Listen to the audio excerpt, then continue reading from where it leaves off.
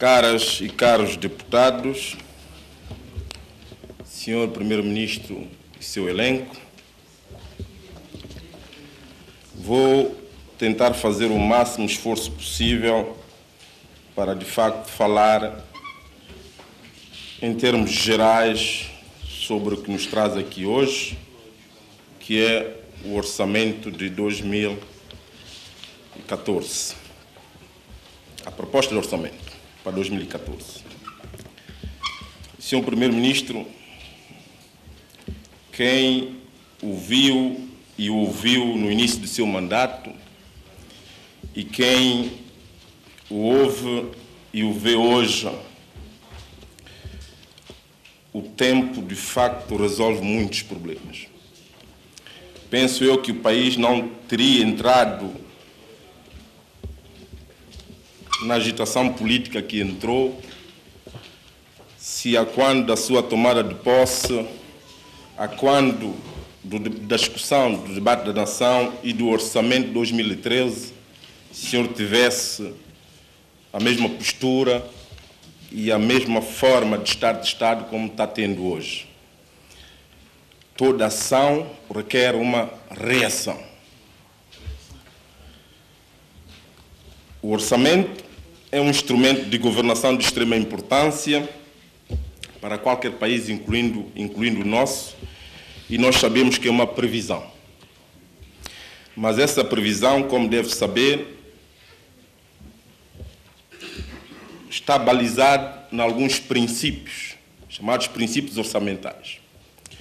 E um desses princípios é o princípio de anterioridade. Isto é, quando nós elaboramos o orçamento, nós temos que ter em atenção o orçamento anterior, para nós vermos a nossa capacidade de mobilização, a nossa capacidade de execução, depois para nós elaborarmos o próximo orçamento.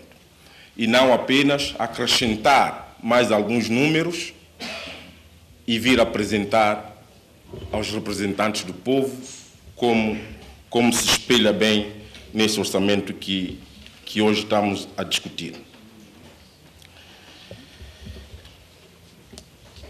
O senhor disse, e isso me preocupou bastante, da sua primeira intervenção, que é um orçamento que pretende ser a continuação do orçamento de 2013. É daí a minha grande preocupação. Por quê? Porque o seu orçamento de 2013, que alguns deputados que sustentam a sua bancada, em março, havia dito que era o melhor orçamento que o país já teve, foi um fracasso. Quer em termos de mobilização de recursos, quer em termos de execução. Como vamos ter mais dias de debate, depois vamos entrar em números. Daí é que eu pergunto, agora uma pergunta: que política concreta o seu governo tem para tirar o estado de dependência externa que assumiu aqui, e não só no seu governo, nos outros governos também, mas que política concreta o seu governo tem para tirar o estado dessa dependência e fazer assim o equilíbrio da tal balança de pagamento que aqui referiu? Porque hoje disse que agricultura e pesca, penso não ter ouvido mal, agricultura e pesca seriam as áreas prioritárias para o seu governo, para exatamente isto, equilibrar a balança de pagamento. Por isso é que nós pedimos o seu discurso, a sua apresentação, para nós lermos e termos atenção. Mas eu fui apontando. Se nós olharmos os números, que apresentam em relação ao número do fracasso que foi 2013, facilmente nós constatamos que aquilo que o senhor diz não corresponde com a sua realização.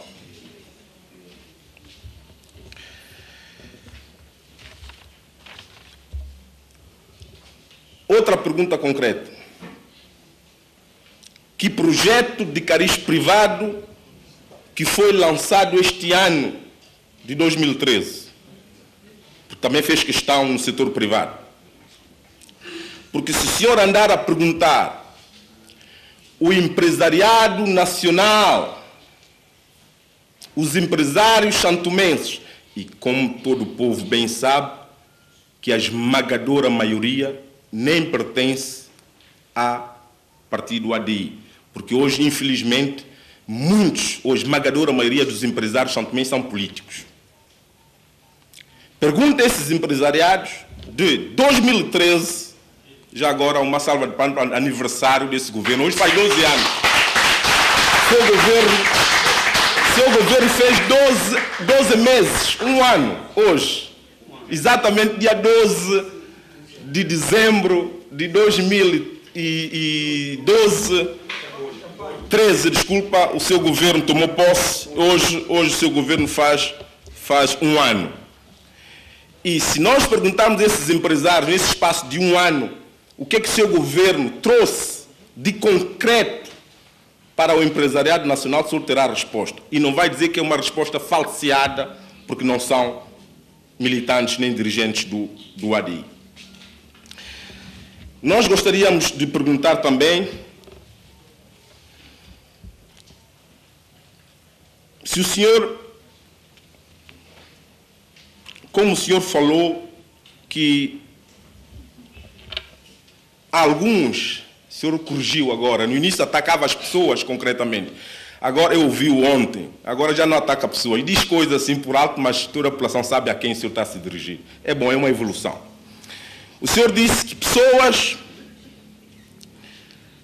tiveram ações para impedir a mobilização de fundos. Querendo com isso dizer que o ADI é um partido que impede a mobilização de fundos, mas sem provas concretas. O senhor acusa sem provas concretas. Mas eu vou dar uma prova daquilo que eu estou a dizer. Concreta. Todo o país, toda a comunidade nacional e internacional viu e ouviu um deputado do partido que sustenta o seu governo ir para a televisão pública internacional, ao lado de um empresário estrangeiro, e a dizer para nenhum empresário vir investir em São Tomé e Príncipe. Essa é uma prova concreta que eu estou a lhe dar. Logo, quem que mais lesou o Estado santomense, com provas que eu estou a lhe dar, deputado da nação, eleito pelo povo de São Tomé e Príncipe, foi para a televisão dizer a todos os empresários do mundo inteiro para não vir investir em São Tomé e Príncipe, e ao lado do investidor estrangeiro. Senhor Primeiro-Ministro, nós somos da casa, juristas de formação, e nós ouvimos a novela que foi, e o senhor ainda referiu disso ontem. Eu escutei com muita atenção, nós por lá. A justiça, que sempre defende que é uma das suas prioridades da sua governação. E disse que não vai descansar, se bem que tem 6, 7 meses, não vai descansar para resolver o problema da justiça. Com tudo o que o senhor falou e disse da nossa justiça, enquanto jurista de formação, como disse, advogado de profissão, ex-bastonário, ex-ministro da Justiça, se nós espelharmos nesse orçamento de 2013 sobre a justiça, então, mais uma vez, fica demonstrado que aquilo que o senhor diz não corresponde com aquilo que o senhor faz. E quando entramos em números, vamos falar de números. Se de fato a justiça é a sua prioridade. Quando se faz a reforma, e quis dizer ontem que eu ouvi que tentou se politizar, não, o trabalho foi mal feito. E ainda bem que o senhor reconheceu que de facto cometeu erros no procedimento dessa reforma. O trabalho foi mal feito. Iniciou mal. Então, o próprio partido que sustenta o seu governo, o partido que sustenta o seu governo, pediu-lhe para retirar a sua proposta e corrigir. Informações que eu tenho é que o senhor ainda não retirou. Informações que eu tenho, eu posso estar enganado. Talvez já retirou, eu não sei. Mas se fosse humilde, como pretende ser, penso que teria retirado a proposta e pôr todas as pessoas que devem, de facto, pronunciar inicialmente sobre essa proposta e melhorar a proposta. Porque assim disse o maior partido que sustenta o seu governo. Nós sabemos daquilo que estamos a falar, Sr. Primeiro-Ministro. Há juízes que não têm um meio de transporte. E os tribunais é um órgão de soberania. Há magistrado do Ministério Público que não tem um meio de transporte.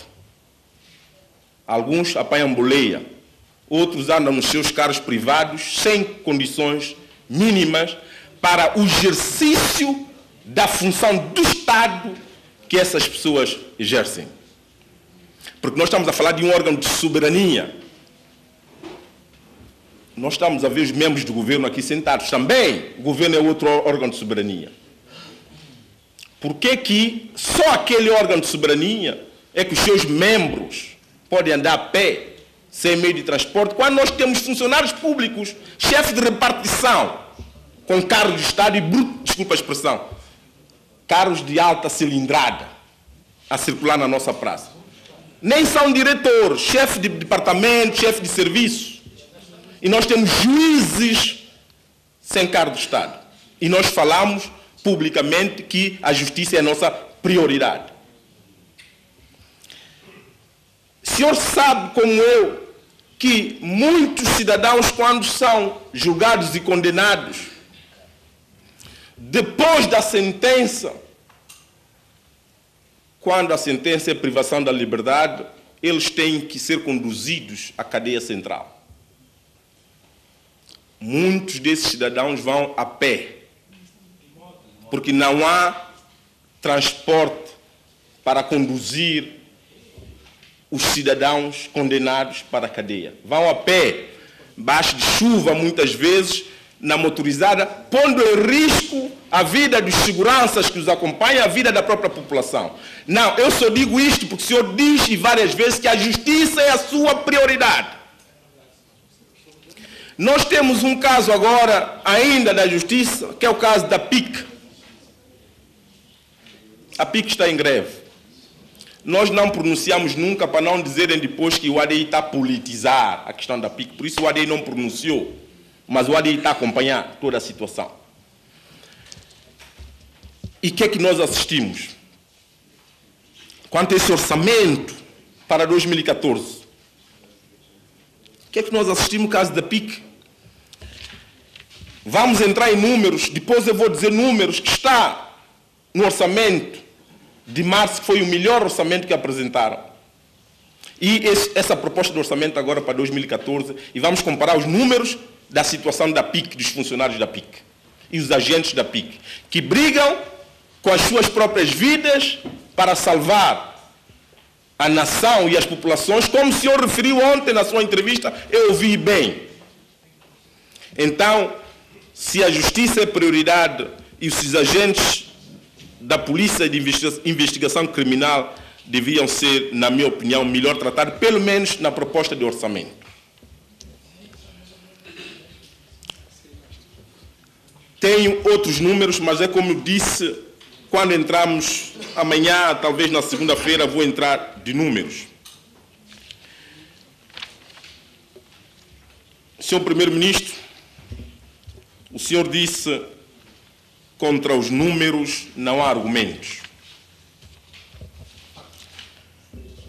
Não, o senhor falou números. Eu registrei os números quando quis falar do orçamento. Está registrado tudo que disse. o país não vive de números de orçamento geral do Estado.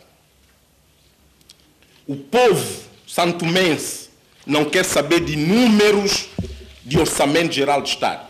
Nós, os políticos, temos essa obrigação. E temos a obrigação de explicar ao povo o que é isto de orçamento. Mas o que o povo quer saber é as suas melhorias das condições de vida. É isso que é essencial. Então, enquanto primeiro-ministro, eu peço-lhe para sair à rua e fazer um inquérito à população sobre os números. Vai às casas comerciais e pergunta aos comerciantes santomenses sobre os números do ano passado, do ano transpassado e este ano. O senhor obterá a resposta sobre os números. Vai à administração fiscal e à administração aduaneira e pergunta dos números do ano anterior, deste ano que nós vamos terminar, depois o senhor me dará a resposta. Pergunta a cada cidadão sobre o número, sobre o seu poder de compra hoje. Se hoje ele consegue comprar mais para se alimentar do que o ano anterior. Se ele consegue comprar medicamentos para curar quando está doente sobre o ano anterior. Só assim o senhor poderá dar uma resposta honesta ao povo santomense. E é com muita seriedade isso que eu estou a dizer. Porque nós não fazemos política barata. Nós defendemos, de facto, aquilo que está mal e podemos também elogiar quando está bem. O senhor vem comprovar aquilo que a população diz, que o senhor é um flaçó. O senhor é uma fraude política. Muito obrigado. Eu ouvi o senhor deputado Levi Nazaré e eu perguntaria se ele vive cá em São Tomé. Porque parece-me que vem de outro planeta. Porque é muito fácil. Porque o senhor Levi Nazaré não teve a responsabilidade da governação e, se calhar,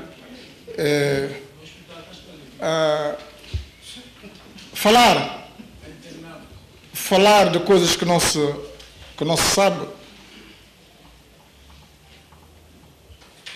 é um erro grave. E eu não lhe classifico porque não é essa a minha função. Eu aconselhava alguma contenção, sobretudo quando fala de alguém que tem encarado essa governação com seriedade, que tem dificuldades e não ocultou, e é a dificuldade real que o país tem. E a obrigação da classe política, e o senhor está incluído na classe política, era exatamente não de intoxicar, não de vender sonhos, mas era de dizer às pessoas exatamente o que é que nós temos que fazer em conjunto, o que é que temos que trabalhar, a forma como temos que trabalhar para tirar o país do atoleiro em que ele se encontra. Não foi Gabriel Costa em 10 meses, em 11 meses, ou em 12 meses, que criou a situação estrutural que esse país tem. E se calhar, se tivesse havido contenção de despesas, e eu posso prová-lo por A mais B, o senhor diz que o número é verdade, mas nós não podemos abusar, muitas vezes, de algum desconhecimento das pessoas para continuar a dizer às pessoas que vocês podem ter mais, nós podemos dar mais, se não se dá é porque não se quer. O senhor estava a falar da PIC, da justiça, o senhor fala de saúde, fala de uma série de educação e isso tudo. O senhor, tudo neste país é prioritário. Eu deixo morrer as pessoas no hospital e não mando vir medicamentos para poder, portanto, comprar carros para magistrados. O senhor, porventura, perguntou aos magistrados se há ou não há carros escondidos no mato e que ninguém se preocupa de ir lá buscar de forma a poder que os magistrados tenham carro? O senhor perguntou... Não, meus senhores, ouçam e deixem com elevação. Estamos a falar de coisas sérias. É que uma coisa é derramar lágrimas de crocodilo sobre a sorte das pessoas. E outra coisa é agir. Agir, mas agir conscientemente para poder transformar a sociedade em que nos encontramos, moralmente transformar a justiça. Eu não recebo lições. Perdoe-me a franqueza. Relativamente ao meu apego no sentido dos tribunais poderem funcionar corretamente esse primeiro princípio. Os senhores fazem muitas vezes alusão às funções que exerci, de bastonário, ministro da Justiça. Pois bem, eu quero dizer-vos com muita satisfação e com muito orgulho exerci esses cargos e acho que estive à altura do cargo que exerci. Eu continuo a dizer, a reforma da Justiça como, digamos, um marco importante. E o senhor sabe que eu não precisei de ser primeiro-ministro para ter colaborado com o governo do ADI, no sentido de que houvesse a reforma do nosso sistema de justiça. O senhor sabe. Há pessoas que sabem. Eu não estava à procura de efetivamente nada. Eu estava à procura de melhor justiça para o São Tomé e Príncipe. Claro está que, senhor, com os recursos que o senhor tem, com os recursos limitados e que não são elásticos, porque aqui não se fala de como aumentar a riqueza, não é? Senhor Primeiro-Ministro, o que é que o senhor vai fazer para fazer tal coisa? Senhor Primeiro-Ministro, como é que vai resolver? Nós não falamos, nós não pomos o dedo na ferida, porque ser demagogo é mais fácil. E o senhor é um exímio demagogo.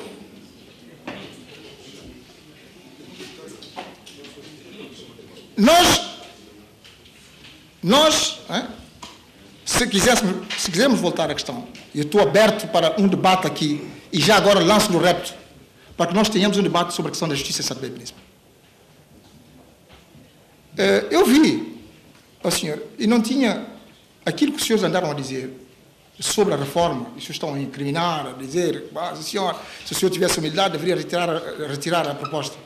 O senhor conhece, o senhor sabe o que tem sido feito no sentido de melhorar a proposta. Houve uma coisa, uma proposta vem à Assembleia, custava alguma coisa o seu apego, todo o seu apego que o senhor tem pela justiça, se o senhor quisesse se apropriar do projeto e dizer, meus senhores, isto é prioritário para o país, há que se melhorar isto. Senhor Governo, o senhor Primeiro-Ministro, os senhores membros da outra bancada, a justiça é uma prioridade, vamos trabalhar no sentido de poder melhorar o projeto.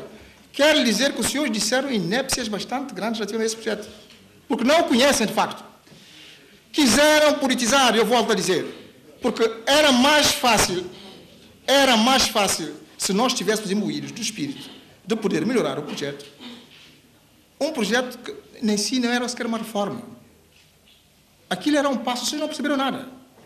Aquilo era um passo, e eu sei do que estou a falar, era um passo para a reforma. Tinha incongruências, tinha coisas que deviam ser eliminadas. Eu não tenho dúvida nenhuma. Eu reconheci isto e não esperei dos senhores, não esperei, portanto, as aves de mau agouro, para poder reconhecer que há coisas que não deviam lá estar.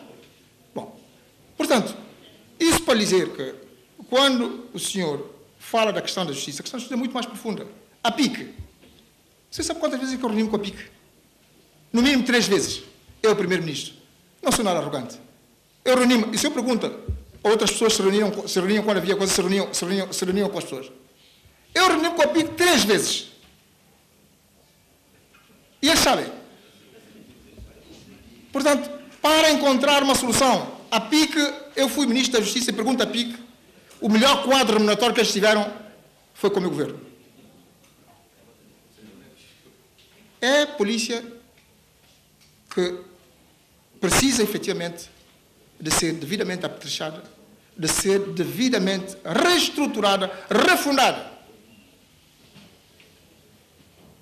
E se houvesse realmente o espírito de discussão franca e aberta, nós podíamos fazer um debate sobre a situação da PIC. Portanto, não basta nós dizermos as coisas. Eu sei a polícia que tenho, eu sei exatamente qual é a situação prevalecente na PIC, eu acompanho. Eu fui a PIC, senhor deputado, eu fui a PIC antes da greve. Eu disse a PIC quais eram as margens de manobra que o governo dispunha para ver a questão do piquete e do subsídio de risco. Fiz-lhes uma proposta. Eles recusaram. Eu não posso, sob pena de perder o programa com o banco e com o fundo, fazer aventuras. Aliás, os senhores estiveram na governação. Qual o destino é que teve a pique? Os senhores dizem, eu não quero falar do passado. Mas quando os senhores dizem, não havia cargo para os magistrados, os senhores estiveram na governação. A situação é a mesma. Portanto, é preciso. Os senhores não tiveram... Olha, sabe o que é que começaram na pique? Que bastava eles abrir a boca para ter um processo disciplinar. Hoje não. Portanto, acho que eles fizeram greve. Eles nem sequer respeitam o serviço mínimo. E nós não podemos estar satisfeitos porque isso acontece aos outros. Isso é um problema nacional. Quando nós sabemos que está em causa a segurança dos cidadãos e dos seus bens, quando nós sabemos o que está em causa é o combate à criminalidade, o aumento do tráfico de drogas em São Tomé e Príncipe, nós temos que estar apreensivos e exercer o nosso dever de colaboração de forma a que esta situação não continue. Portanto, há um diálogo difícil, porque a percentagem que as pessoas exigem não é possível, meus senhores, nesse quadro orçamental. Nós não temos meios para poder fazer isso. Eu não posso aumentar salários quando eu pedi a toda a função pública que se congelasse os salários para poder implementar aquilo que o governo anterior prometeu, que era a carreira a nível da saúde, implementação da carreira a nível da saúde, implementação da carreira a nível dos professores. Se nós estamos imbuídos de boa fé, nós apercebemos logo imediatamente que há uma limitação. E onde é que está a fraqueza? Onde é que está a fraqueza? Onde é que está a fraqueza? Nós vivemos um quadro semelhante a 2012, meus senhores. Vivemos um quadro quase semelhante a 2012. É difícil. Por isso é que nós estamos a dizer, mobilizemos todos para poder sair da situação em que nós nos encontramos. Mas não ateamos fogo. Eu vi, por exemplo, o senhor Presidente do Supremo Tribunal de Justiça dizer, dá-se primeiro e depois para se exigir. Eu posso dar uma resposta. Eu só dou aquilo que eu tenho. Eu só posso dar aquilo que eu tenho. Eu tenho de marchas feitas para poder alimentar um fundo que está na orgânica do Governo, no Ministério da Justiça, relativamente à reforma no sector da Justiça. Fizemos contactos, temos magistrados santomenses a quererem vir para São Tomé e Príncipe. Temos equipas que estão dispostas para virem para São Tomé e Príncipe ajudar-nos a resolver o problema. Façamos um debate sério sobre a questão da justiça. Não viremos uns contra os outros, não façamos um aproveitamento obsceno de uma situação que é extremamente importante para a vida do país. Sem justiça, o senhor diz-me como é que o senhor quer mobilizar, como é que o senhor pretende mobilizar fundos para que São Tomé e Príncipe possa sair da situação em que está. Eu não estou a inventar nada, nem estou a inventar a roda. Ela está a inventar há muito tempo. Se estivesse a querer iludir as pessoas, eu não tenho, isto não faz parte do meu... E não falo à toa. Isto não me cola a pele. Meus senhores, sem uma justiça credível e que dê confiança aos investidores, nós teremos dificuldades em mobilizar as pessoas para virem cá. As pessoas têm dúvidas. O que o cidadão, o que o investidor quer é segurança jurídica. Então, a justiça é prioritária para a melhoria do ambiente de negócios. Como é que o senhor quer melhorar o ambiente de negócios se a pessoa sabe perfeitamente bem que tem um sistema que não oferece total garantia de imparcialidade e isenção, de forma que, portanto, tendo ele um problema, o seu problema possa ser resolvido. Falamos imenso sobre a questão da justiça. Como? E eu estou respondendo. As pessoas dizem que eu não respondo. Eu estou a responder concretamente a sua pergunta. Quando nós vamos a Taiwan e dizemos aos taiwaneses, São Tomé e Príncipe, pela sua localização geográfica, tem condições extraordinárias para que aqui seja um hub para a prestação de serviços e que nós expomos aos taiwaneses quais são as facilidades que o governo de São Tomé e Príncipe pode dar para que, efetivamente, isso se concretize. Para que façamos, portanto, de São Tomé e Príncipe uma zona franca onde 300 milhões que existem, efetivamente, a nível do mercado africano possam vir comprar coisas de tecnologia de ponta como fazem em Dubai.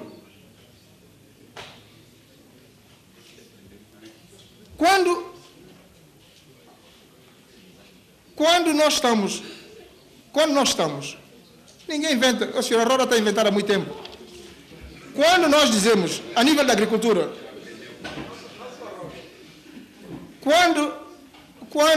e nós somos, repara uma coisa, não, isso para o vosso conhecimento, porque às vezes são ditos muitos disparates. Porquê? Porque os senhores pensam que nós não temos acesso aos documentos. Os senhores pensam que nós não sabemos quem fazem as coisas. Aquilo que os senhores vendem, que os senhores venderam, foi feito por alguém. E eu conheço a fonte. Okay? Portanto, ninguém inventa nada. Eu não sou economista. Eu não sou nenhum especialista. Eu que estou a dizer, eu tenho em curso um plano de desenvolvimento de São Tomé e Príncipe. E os senhores serão chamados a darem isso agora mais faltado que nunca. Bem? Mas este plano de desenvolvimento que está a ser executado, é um plano inclusivo. Não é um plano inclusivo que vai exigir a participação dos santomenses, dos quadros, na sua elaboração. Não é um plano do gabinete, concebido no gabinete para as pessoas. É um plano com a participação das pessoas. E esse plano engloba, efetivamente, vários aspectos. E os senhores terão a oportunidade de poder ser chamados para participarem nele. Nós dissemos aqui que, tendo em conta a diminuição da ajuda pública ao desenvolvimento, hoje os países dão cada vez menos. Por isso, por mais esforço que o senhor faça, o senhor não vai arrancar a Portugal, que está com o problema que tem, dinheiro para poder... Anteriormente era possível. Eles tinham mais disponibilidades. Hoje não têm. Quem diz Portugal diz Espanha. O senhor conhece os projetos que houve com a Espanha? Relativamente à pesca e por aí fora. Hoje é muito mais difícil do senhor mobilizar fundos. E isto não é um problema deste governo. É um problema conjuntural. E isto tem que se explicar às pessoas. Portanto, nós temos que voltar para o interior do nosso país e ver quais são as vantagens comparativas que o país oferece, de forma a poder criar riqueza para poder redistribuir. É através da criação de riqueza é que nós vamos ser capazes de melhorar as condições de vida das pessoas. É através da criação de riqueza, trabalho sério, combate ao roubo, que vamos poder melhorar as escolas, melhorar a situação das pessoas. Os investidores, os nossos comerciantes, os nossos homens de negócio. Mas, senhores, os senhores sabem exatamente o que é que falta. Eles tiveram, eu sou obrigado a fazer essa comparação. Já havia dificuldade de dinheiro em 2012. Por quê? Porque, exatamente, o senhor não encontra fundos. Os bancos estão numa situação difícil. E o trabalho que eu tenho procurado fazer é mobilizar fundos para poder financiar pequenos projetos, como os senhores tinham com a história, com a questão dos jovens. É preciso dar-se alento às pessoas. Esse dia não existia. Esse dia não existia. É preciso dar alento. É preciso dar alento às pessoas. É preciso dar esperança às pessoas. Porque é fácil dizer-se aos cidadãos: esse governo não consegue resolver o problema de luz. Hoje, os senhores vão constatar que melhorou-se, houve um esforço para a melhoria do fornecimento de energia à população. Os motores que não tinham sido revistos foram revistos. Isso foi feito. E E vamos continuar nessa senda. Há contactos que estão a ser feitos para que haja mais energia. Nós assinamos, retomou-se, ou não se retomou, com a técnica, o contrato para a questão das barragens. Retomou-se. Retomou-se o contrato e assinou-se. Quando as pessoas dizem, parece-me que a barragem sobre o Rio Grande. Sim, o senhor não tem dúvida, a barragem sobre o Rio Grande, o senhor viu. E não haverá contratos escondidos, não haverá. Portanto, haverá a Assembleia para os senhores verem exatamente que isto é feito com transparência e no sentido de poder meter cerca de 14 megawatts na rede. Sim. Oh, senhor. O senhor tem que fazer a sua parte. Se não é suficiente, temos que continuar a procurar energias limpas. Energias limpas. Fizemos, efetuamos contactos e temos efetivamente a garantia de que teremos projetos relativamente às energias renováveis e energias limpas. Portanto, há toda uma preocupação no sentido de se poder melhorar a vida das pessoas. Nós, relativamente à estrada, por exemplo, de Madre Deus, é uma dívida avultadíssima. Pagamos uma parte. Com os tais recursos que vocês estão a dizer que entrou, tinha que se pagar. Porque o empresariado nacional está asfixiado. Eu não fui asfixiado pelo meu governo. Está asfixiado porque a conjuntura deteriorou-se, não se pagou, há uma série de dívidas e tinha que ser, pelo menos, fazer um gesto. As pessoas fizeram passeios, foram contratados. Portanto, há continuidade do Estado relativamente a essas questões.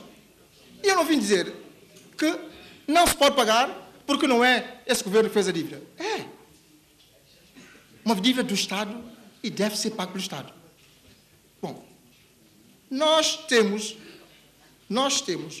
a nível da agricultura, feito toda uma ofensiva no sentido da reabilitação das casas para as pessoas. Nós temos casa comboio, ou casa quadrada, ou casa seja o que for, são casas que estavam no estado lamentável. O senhor sabia perfeitamente bem. Portanto, é preciso reparar essas casas para que as pessoas tenham uma existência condigna. Há todo um trabalho que vem sendo feito no sentido de melhorar as condições de existência das pessoas.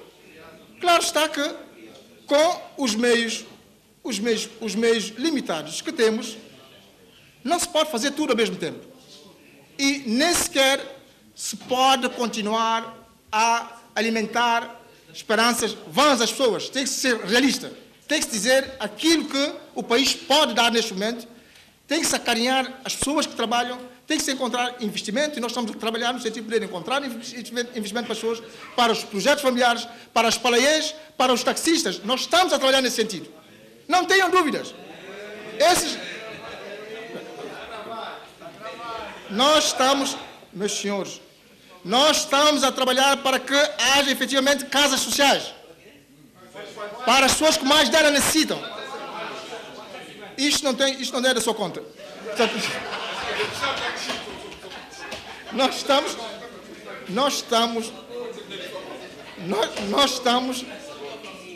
estamos a trabalhar no sentido de poder melhorar as condições de vida das pessoas.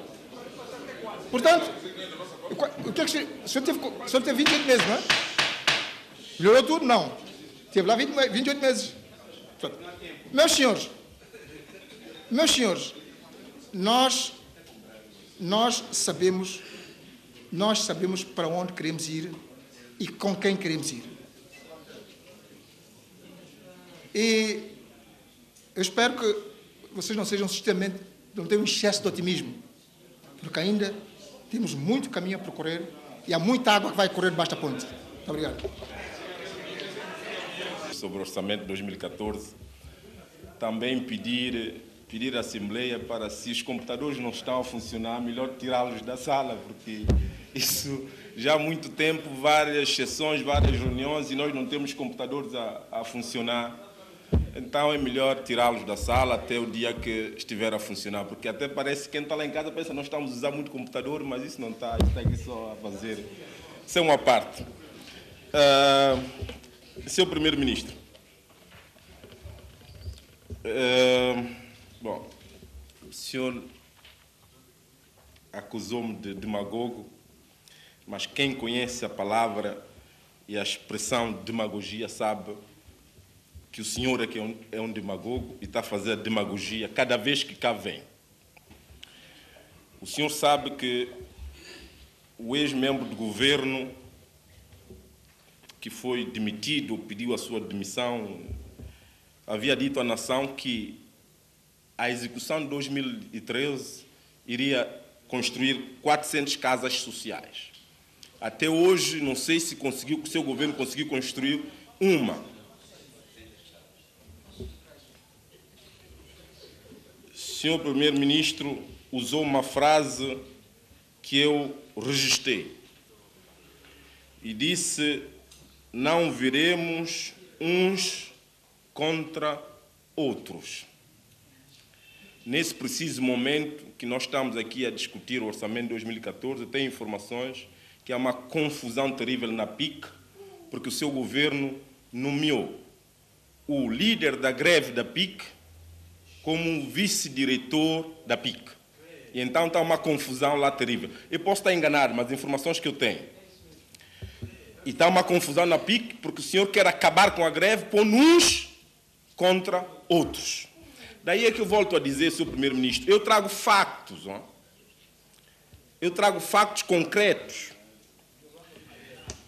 Eu dei um facto aqui, o senhor nem falou desse facto, sobre quem está a impedir o governo de ir à busca de dinheiro para ajudar o país. O senhor não tocou nesse assunto.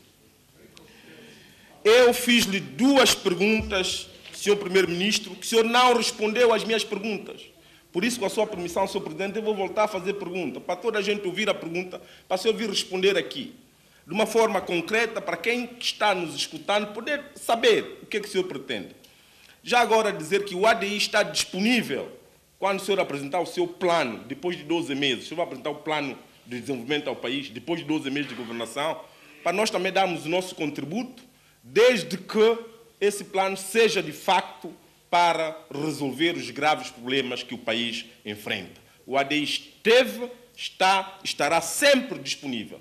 Agora, se é um plano para vir ajudar alguns que defendem o seu governo e que o senhor não toma medidas contra essas pessoas, porque senão o senhor cai, o senhor deixa de ser primeiro-ministro, então o ADI não vai se embarcar nisso. E o senhor sabe o que é que eu estou a falar.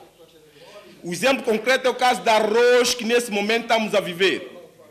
Sim, mas é verdade, porque o anterior governo tomou medidas, pôs o arroz a um preço e havia arroz, todo mundo podia comprar arroz. O senhor sabe que hoje, mesmo que a televisão passa constantemente que o governo decidiu pôr arroz a 15 mil dobras, mas na prática a população não está a comprar o arroz a 15 mil dobras. Eu peço, senhor, enquanto primeiro-ministro, da mesma forma como teve medidas para tomar contra os navios, também tenha medida para salvar esse povo e proteger esse povo. Toma medidas duras com todos que estão a vender arroz a mais de 15 mil dobras.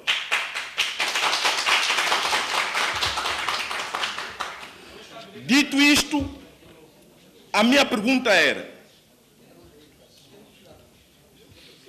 que política concreta o seu governo tem para tirar o Estado da dependência externa e assim equilibrar a tal balança de pagamentos que referiu? Políticas concretas. Nós não vamos aqui discutir toda a política, não é isso que eu estou a lhe pedir. Mas diga, o meu governo pretende fazer isto. É isso que, só isso é que eu pedi. A outra pergunta que havia lhe feito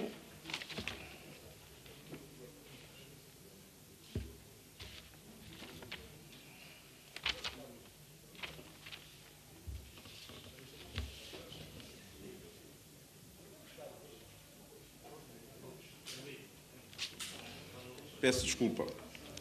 Que projeto de cariz privado que foi lançado este ano que nós estamos a terminar? Já que falou que tem política, o seu governo tem política para ajudar o setor privado nacional. Estas 2 perguntas que eu lhe fiz e eu não obtive resposta. É isso que eu gostaria de dizer, sem roubar mais tempo. Eu já sei que o senhor é um mestre de cada vez que nós fazemos uma pergunta, o senhor vem confundir a população, com informações que nós estamos a dar. Então, espero que venha outra vez fazer o mesmo como sempre fez, nunca responder às perguntas. Obrigado. No intuito de fazer algumas perguntas relacionadas com o orçamento, principalmente a execução de 2013 e o orçamento de 2014. E, já que o Sr. Primeiro-Ministro não responde às perguntas, eu vou fazer diretamente ao Sr. Ministro das Finanças, se me pudesse esclarecer. Em termos de execução orçamental de 2013, nós sabemos que houve dificuldades num período desde janeiro até setembro, de acordo com o seu mapa de execução que está anexo à proposta. Mas também há uma previsão de cumprimento em alguns itens orçamentais até 100% ou o dobro daquilo que se fez até setembro. Daí a minha pergunta concreta. O que vai mudar depois de setembro para fazer com que se vai cumprir, se vai executar o orçamento, a percentagem que está no orçamento de 2013, que se propõe cumprir até 31 de dezembro? Isto, o que vai mudar nesse período, depois de setembro? Se até setembro houve essas dificuldades todas, depois de setembro o que vai mudar? Há novas receitas? Há novas entradas? Se há novas entradas de ajuda externa, quais são? Qual é o montante? Isto vai permitir realmente executar aquilo que não foi executado até setembro? É só isto que eu quero saber, concretamente. Mas me responda concretamente, só isto. Obrigado. Depois de ter ouvido dizer essa augusta Assembleia que tem um projeto de desenvolvimento nacional e que pede a contribuição do ADI, nós queremos reforçar aquilo que o nosso secretário-geral disse, que o ADI está sempre aberto ao diálogo. Isto, não se esqueça disso. E nós estamos sempre abertos ao diálogo. E, de facto, porque ontem, quando colocaram o seu primeiro-ministro a questão, quando o jornalista colocou a questão ao seu primeiro-ministro, o que é que será de si depois das eleições? E senhor, qual será o seu futuro? E o senhor não teve perguntas, não disse nada, ficou no vazio. E hoje estamos a dizer que tem um projeto para desenvolvimento nacional. É para quando? É para quando, senhor primeiro-ministro?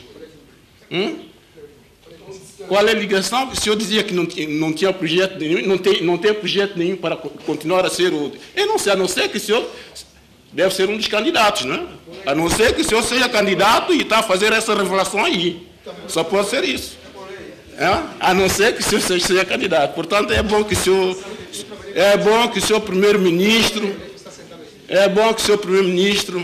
não venha para essa Assembleia dizer coisas que não correspondem à verdade. Obrigado.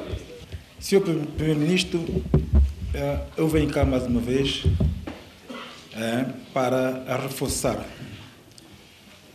aquilo que disse os meus colegas da bancada, que cingisse em dar respostas àquilo que nós queremos.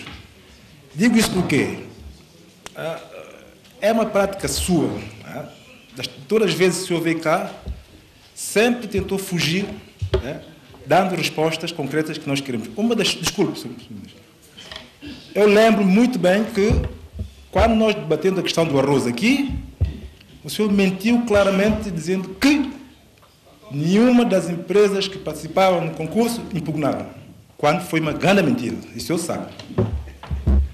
Bom, na minha intervenção, eu pedi que o senhor nos brindasse só com a execução de 2013 para uma melhor compreensão. Porque se o senhor não consegue financiar um orçamento em 2013, tanto eu não sei como é que o senhor vai conseguir implementar 2014. Portanto, só até novembro, como é que foi a execução? Isso interessa-me saber. Portanto, muito obrigado. E se os senhores viram, se vocês prestaram atenção àquilo que eu disse, e falei, portanto, em português, terão-se apercebido das execuções que nós levamos a cabo. Ó senhor, o senhor,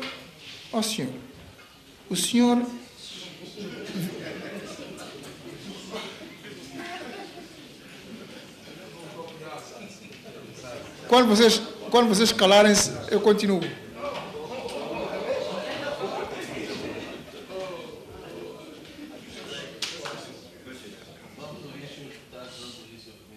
O nosso lançou concurso para a estrada de Belém. Fez água crioula. Os senhores querem que nós entremos em detalhes de projeto por projeto? Eu tenho a lista dos projetos. E se os tiveram acesso ao relatório da execução orçamental, e que diz exatamente aquilo que nós fizemos. Portanto, os senhores, ou das duas uma, querem distrair as pessoas com a história do arroz, Bom, eu sou o deputado Levi. Eu estou de acordo consigo que devemos fazer com que o arroz chegue à população a um preço razoável. Nós tomamos essa decisão no Conselho de Ministros, os senhores poderão perceber isto. O arroz, a ideia que prevaleceu é que o arroz devia chegar ao consumidor pelo menos a $15.000. E vou-vos dizer o seguinte: eu estive com o embaixador do Japão e ele tinha-nos dito que não seria desejável que colocássemos a venda esse arroz a um preço que fosse efetivamente inferior, muito inferior, para não concorrenciar a questão da banana, dos outros produtos, as pessoas que investiram, portanto, os produtos locais e isso tudo. Nós supusamos isso. E isso não lhe interessa? Não lhe interessa? Bom, nós supusamos isso e tomamos, a decisão foi tomada no sentido de fazer com que o arroz chegasse à população a $15.000. Tendo-nos apercebido que há anomalias e que alguns oportunistas, alguns especuladores, ávidos de enriquecimento fácil, têm estado a se embarcar produtos para criar dificuldades ao governo, têm estado a vender arroz casado, quando o arroz que chegou ao país é para beneficiar a população. Porque quando os senhores dizem, mas se perguntar aos empresários o que é que esse governo fez para os empresários? Santo Mendes. Já estava ainda o preço do arroz. E vamos... arroz, a senhora há muito arroz. Mas, arroz, a senhora, quem faz a gestão? Arroz. Bom, e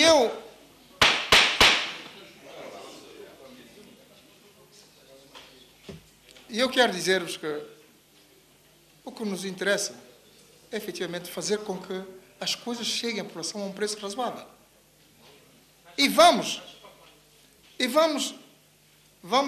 Nós baixamos o arroz para $13.000.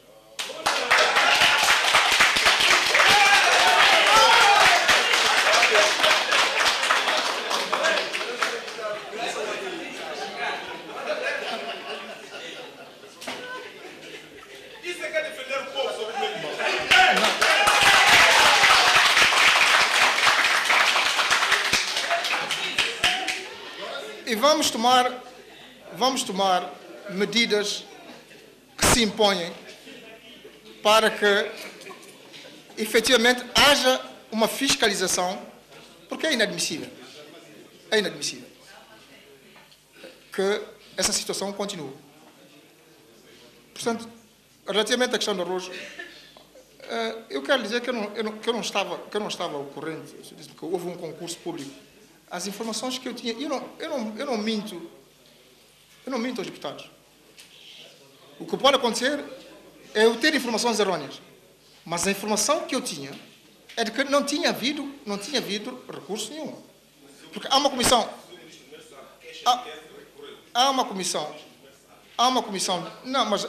de recursos, normalmente, vocês sabem que há concílio, não é? E há uma comissão de recursos. Portanto, se eu pergunto a esses órgãos e se me dizem que não há recursos, eu tenho que dizer aos senhores que não há recursos. Não, eu estou-lhe a dizer que eu não sabia, as informações que tinha é que não tinha havido recurso. Bom.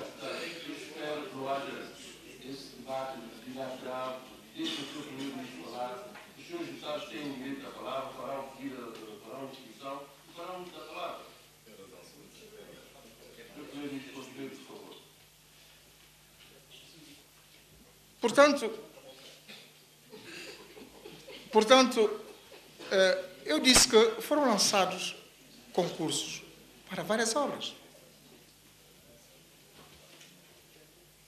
E nós podemos dar a lista das obras, relativamente às quais foram lançados concursos. Estou a dizer que foram lançados concursos.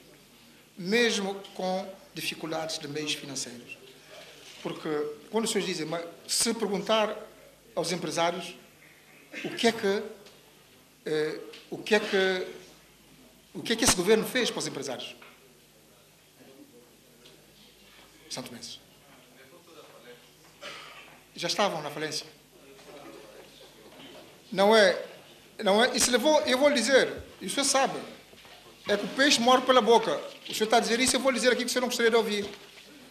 Eu vou lhe dizer exatamente o que é que eu paguei. Eu levei essa falência, o que é que eu paguei com os recursos que entraram. E tinha essa preocupação exatamente porque eu tenho consciência de que o tecido empresarial, se não for apoiado, nós não teremos efetivamente o setor privado como motor da economia.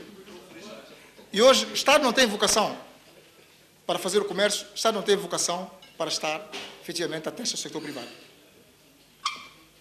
Portanto, eu tenho a descrição dos projetos.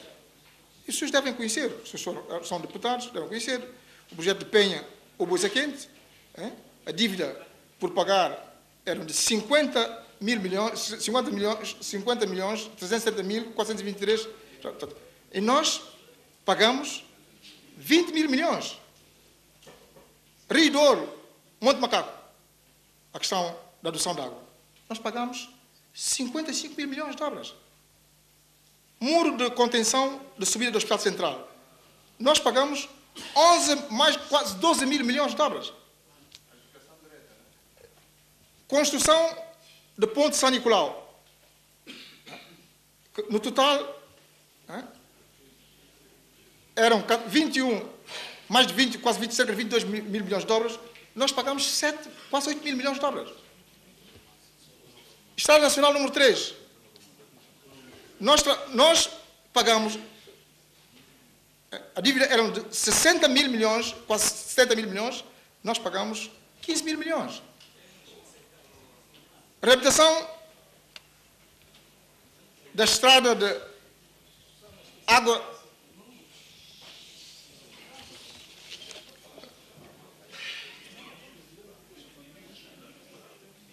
Não estou a incriminar ninguém. O que estou a dizer é que os senhores estão a perguntar exatamente, e nós estamos a dizer exatamente o que é que nós fizemos.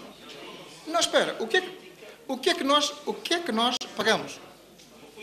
Bom, porque foi-me posta essa questão. Agora, o senhor, eu disse ao senhor Levi, o senhor é uma pessoa que entende facilmente. Eu disse-lhe que nós, quando eu digo que, tendo para reduzir a despesa, a dependência do exterior, face à diminuição da ajuda pública ao desenvolvimento, que nós tínhamos que voltar para o interior do país e aproveitar as vantagens comparativas que o país tem. Relativamente à questão do turismo, nós temos estado a trabalhar, maiormente o Sr. Ministro do Comércio, que tem participado em vários certames, os senhores sabem, de forma que São Tomé e Príncipe seja um destino turístico. Portanto, nós temos, a nível da pesca, os senhores têm visto todos os esforços que têm sido enviados pelo Sr. Ministro da Agricultura e Pesca, no sentido de poder apoiar a pesca artesanal, de poder fazer com que se aumente o rendimento dos pescadores, se aumente a nossa capacidade de captura. Nós nós temos, a nível da agricultura, relativamente às terras que se encontravam abandonadas, não cultivadas, há toda uma política no sentido de se recuperar essas terras e de se reafetá-las para as pessoas que melhor a trabalham. Portanto, nós temos, a nível do desenvolvimento rural, procurado melhorar, através dessas casas, através da melhoria das estradas, das pistas rurais, para que as pessoas possam, efetivamente, escoar os seus produtos. Temos de trabalhar nesse sentido. Os senhores conhecem o problema que nós temos aqui em São Tomé e Príncipe relativamente à questão do transporte coletivo. Nós agarramos esse projeto e estamos a terminá-lo para que tenhamos transporte coletivo para todos os cidadãos, para que resolvamos os problemas da carta de condução de forma a poder diminuir a sinistralidade e aumentar a mobilidade. Nós temos, portanto, são projetos reais, relativamente aos quais nós temos estado a trabalhar. Portanto, há a questão da prestação de serviços. E quando eu falei do ABA, parece-me que isso provocou alguma hilariedade aqui a nível do nosso sector. Não é nossa invenção. Nós estamos a dizer que São Tomé e Príncipe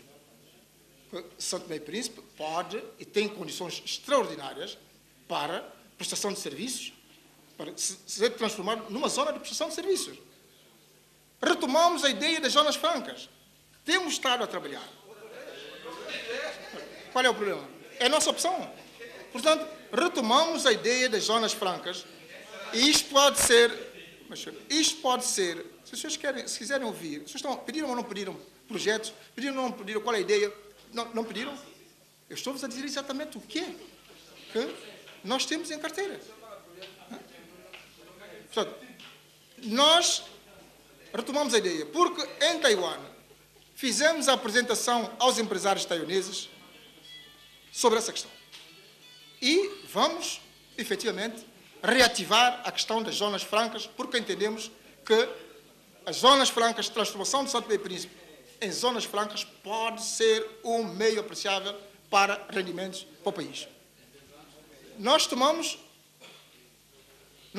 a questão do porto e do aeroporto. E estamos com os parceiros angolanos a resolver o imbróglio que existia relativamente a esses dois projetos.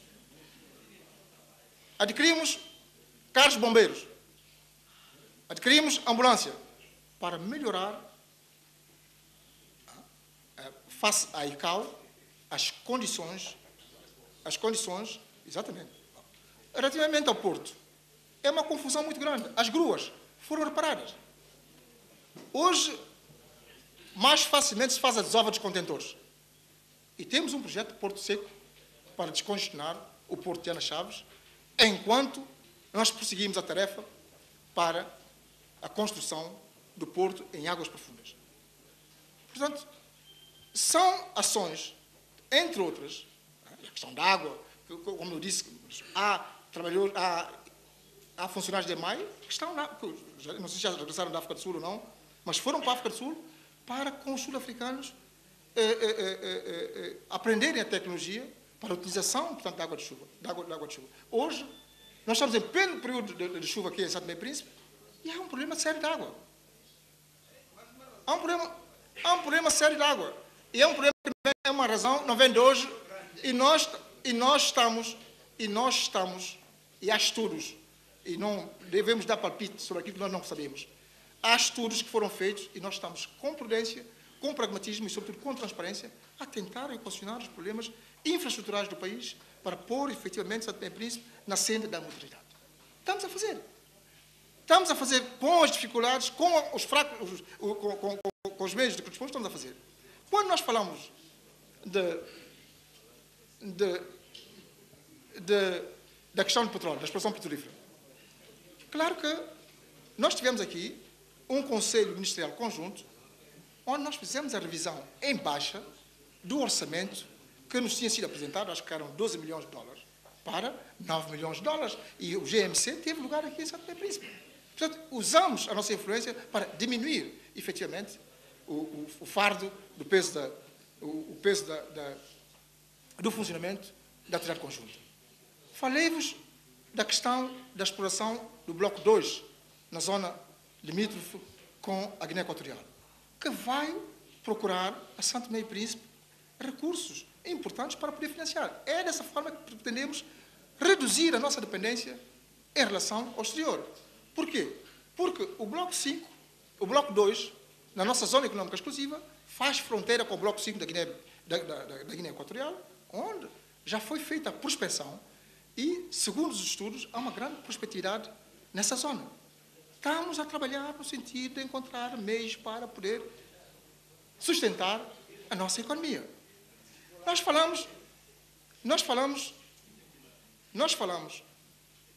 desse acordo com Angola, sem empolar. Nós vamos poder dispor de recursos, não é para o governo, não é para a A ou B ou C, de recursos devidamente aplicados, devidamente controlados, para contribuir para o desenvolvimento de Santo Tomé e Príncipe. Porque hoje as pessoas não dão dinheiro. Isso já passou, isso é uma época que está ultrapassada. Portanto, haverá, da nossa parte, todo o processo de controle para que, efetivamente, os recursos que forem arranjados para o país possam servir os legítimos interesses do povo santomense. Portanto, nós estamos, senhor deputado, senhoras e senhores deputados, estamos empenhados nesse trabalho de recuperação da economia. E quando nós vemos, eu disse aqui aos senhores deputados, quando nós vemos, portanto, que há alguma inquietação da parte das populações, nós sabemos, eu ando e falo com as pessoas. E eu sei que as pessoas sofrem na carne as dificuldades, que não são dificuldades porque eu não estou a fazer. Eu não tenho meios para fazer. Eu estou à procura de meios para poder fazer. Então, também não havia. Por isso, também não havia. Pois é, mas a verdade é essa. E se houvesse, quando eu digo, não é voltar ao passado, é que se houvesse, nós não teríamos dificuldades para poder pagar salário. Este mês, vamos pagar salário. Vamos fazer um esforço para que haja esse subsídio de Natal para as pessoas. E acreditem que não é fácil. E nós devíamos estar aqui preocupados, efetivamente, com essa situação do nosso país, que não é fácil de se resolver.